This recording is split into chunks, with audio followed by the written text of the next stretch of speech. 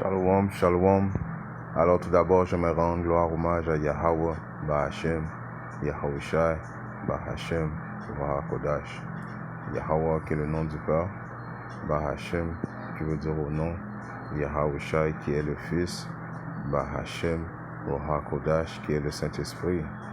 Shalom aux élus et du bonheur, respect aux apôtres et aux ennemis de Great Millstone, car c'est eux qui nous ont appris cette vérité. Et salutations aux croyants et aux croyantes. Ici frère Amoise de Montréal et à vous seulement je dis shalom. Allons tout de suite au mot amphibien. Dans la langue française. Qui veut dire c'est un animal vertébré. Vertébré qui veut dire qu'il a des ossements, un squelette, right? Qui a la particularité de posséder deux vies. Une première aquatique à l'état larvaire et une seconde terrestre à l'état adulte. Alors, les amphibiens, c'est des animaux qui commencent leur vie dans l'eau et éventuellement ils peuvent aller vivre sur la terre aussi. Right? Ils commencent dans l'eau éventuellement et ils évoluent à pouvoir respirer l'air sur la terre et éventuellement aller dans l'eau. On peut voir la grenouille, c'est un animal amphibien. Tout ça pour dire que à Séracide,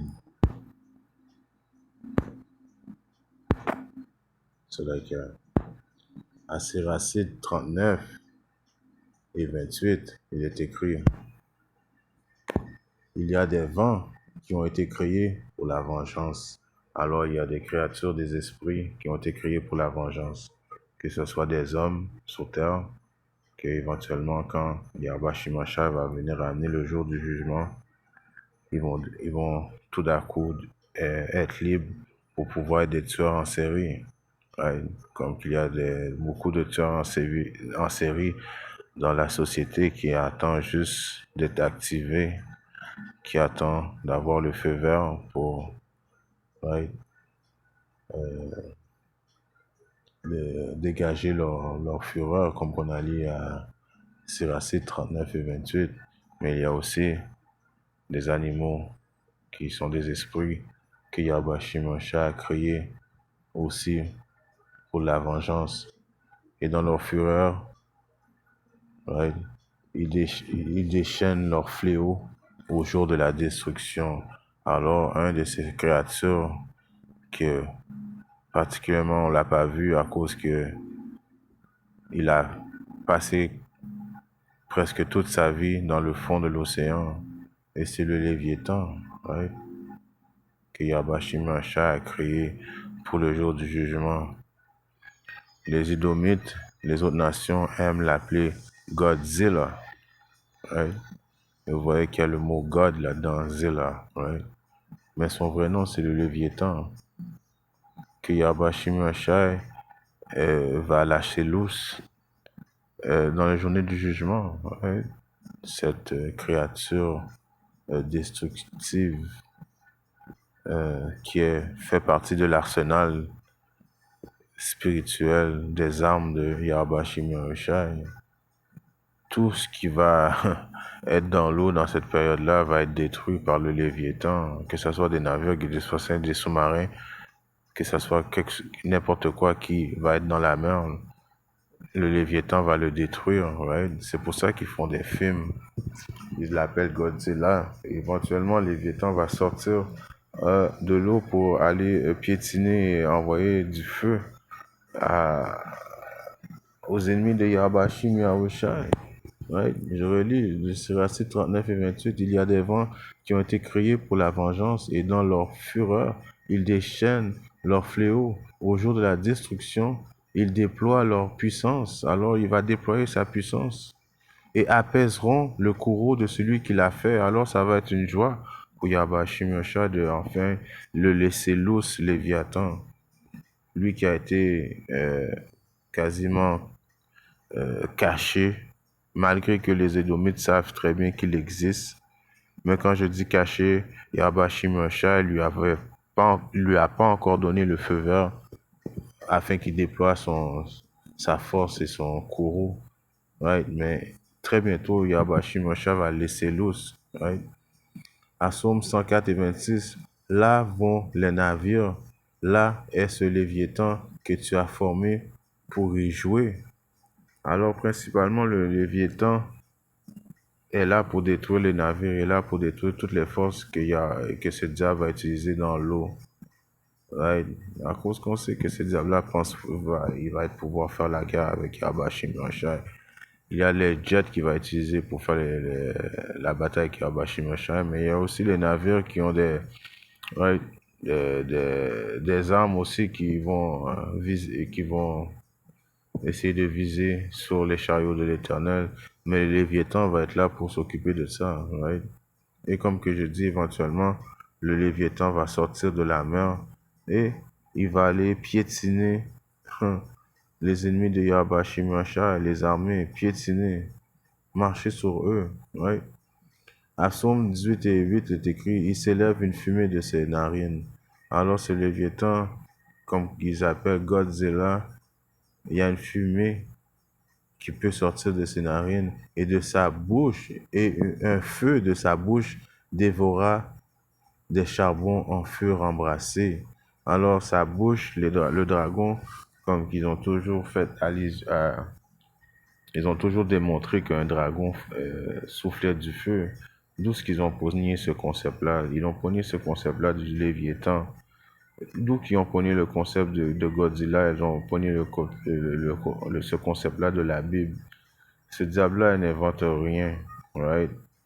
Le Léviathan est une âme spirituelle que Yahweh Shimosha va laisser l'os très bientôt pour démontrer sa force, démontrer sa fureur. Et ils peuvent rien faire contre le Léviathan, right?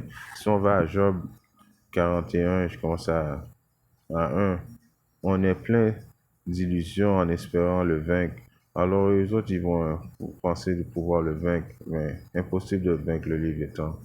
Right? Rien qu'en l'apercevant, on tombe à la renverse. Alors quand les autres, ils vont voir le Léviathan right, sortir de la mer et commencer à cracher du feu, à les piétiner comme des pois, right? Parce que lui il va dégager sa fureur, il va cracher du feu de sa bouche, même de ses yeux, et il y a des lasers ils vont sortir, right? On- Ils vont être comme dépassés de tous les événements, car il faut imaginer la scène. Le Léviathan est en train de travailler dans l'eau, il sort du feu. Pendant ce temps-là, il y a Abashim, Yahushai, et les anges sont en train d'envoyer du feu aussi avec les chariots de l'Éternel, right? Les 200 millions de bombes nucléaires qui vont s'attaquer aux États-Unis. Il va y avoir du feu partout, il faut imaginer ça. Et le Léviathan, il va cracher le feu, mais il y a un son qui dégage de lui à cause que c'est une bête terrible, hein. Right? On va continuer la lecture. Qui est assez fou d'oser le provoquer, et encore plus fou d'oser me tenir tête. À qui ai-je emprunté pour devoir lui rendre? Je dispose de tout ce qui est sur le ciel. Alors Yabashimacha est en contrôle du Léviathan. Pas question de passer sous le silence ses membres, la valeur de sa force et sa superbe armure.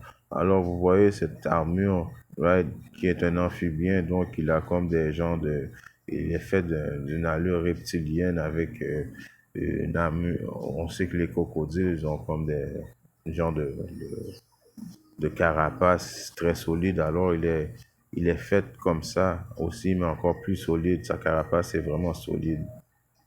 Encore plus fou d'oser me tenir tête. À qui ai-je emprunté pour devoir lui rendre? Je dispose de tout ce qui est sous le ciel. Pas question de passer sous le silence ses membres, la valeur de sa force et sa superbe armure. Right? Qui, qui donc a découvert son manteau par devant? Right? Qui a découvert le manteau par devant? En voulant dire que même les âmes vont pas pouvoir rien l'atteindre, rien. Va pas pouvoir le faire du mal parce que son armure est tellement solide, right? Qui a jamais ouvert les battants de sa gueule, dont les terribles dents garnissent, garnissent le pourtour. Alors il y a encore en plus, il y a des dents terrifiantes. Right? Il y a la force dans ses dents, dans sa bouche, il crache le feu. Son armure est indestructible. Il est amphibien, il peut aussi bien aller dans l'eau que sur la terre. Right? Il est grand, right? Terrible. Plusieurs rangées de boucliers couvrent son dos. Ouais, alors, même son dos, il est armé de boucliers. C'est comme un vent, un esprit, une créature de guerre, de présélection de Yabashi Mashai. Et Yabashi Mashai a hâte de le laisser aller, car il a été créé pour cette journée de vengeance, le Léviathan, celui qu'on appelle Godzilla, right? Et une carapace étroite soudée. Il a une carapace étroite soudée. Right? Chacun d'eux est si bien lié à son voisin que, que pas un souffle d'air ne pourrait s'y glisser. Right? Son armure est tellement solidifiée que pas un... En voulant dire, il ne peut pas être blessé. Right? Et rien ne peut défaire une pareille assemblage. Sitôt qu'il Sitôt qu'il, ça c'est Job 41 et 10, sitôt qu'il éternue, la lumière jaillit, et son regard est flamboyant comme l'aurore. De sa gueule s'échappent des langues de flammes, de gerbes d'étincelles. On voit sortir la vapeur de ses narines comme d'une marmite ou d'un chaudron bouillant. Son souffle est si brûlant que la rallume les braises par les flammes qu'il projette hors de sa gueule. Alors vous voyez les flammes qu'il projette hors de sa gueule, c'est terrifiant, du feu, un feu concentré, aussi concentré que les feux du chariot. N'oubliez pas que c'est un arme spirituelle que Yabashi Muasha va utiliser. Ce Léviathan-là, c'est pas un animal comme les autres, c'est un animal avec des forces spirituelles étonnantes, amphibien. Il peut marcher sur la terre, il peut aller dans l'eau, donc il va piétiner des gens, right, les impies, pendant qu'il va envoyer du feu de sa gueule, right.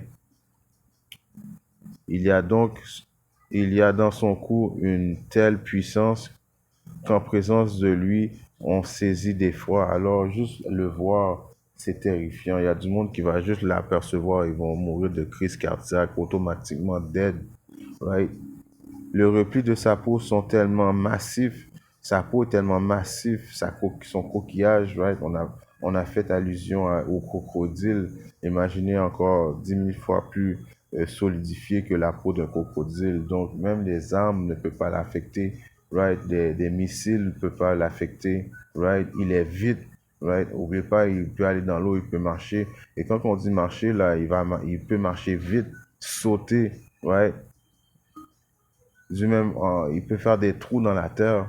Right? Alors imaginez la vision de cette journée-là, la journée de vengeance de Yabashi Muasha, le Léviathan, elle va se lever.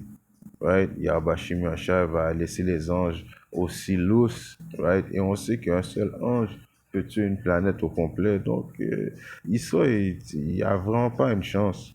Il n'y a vraiment pas de chance. Right? Il y a dans son cou une telle puissance qu'en présence de lui, on est saisi d'effroi.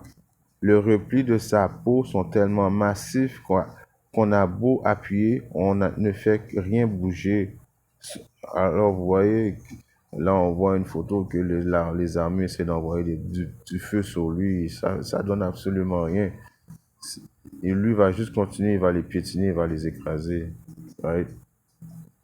Son, son, son poitrail est si dur qu'on dirait de la pierre, dur comme la mule inférieure du moulin.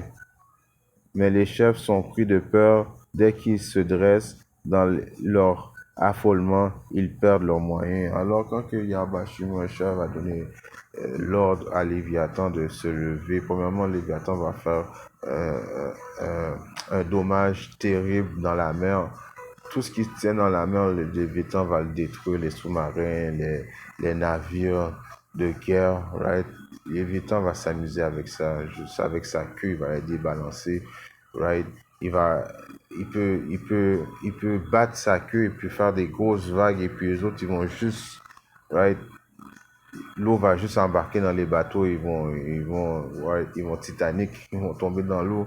Éventuellement, quand il va avoir fini de faire du dommage dans l'eau, il va sortir sous la terre pour piétiner les impies et puis détruire les avions, right? Il est un arme prédestiné pour Yabashimashia. Yabashimashia a juste hâte de le laisser loose, right? Son nom c'est Léviathan et non Godzilla. Il existe, il attend juste le feu vert. En espérant que cette leçon a édifié un frère, une sœur, en quelque part dans le monde. Si Yabashima le veut, je vais intégrer toi avec notre leçon. Shalom, DTA, and about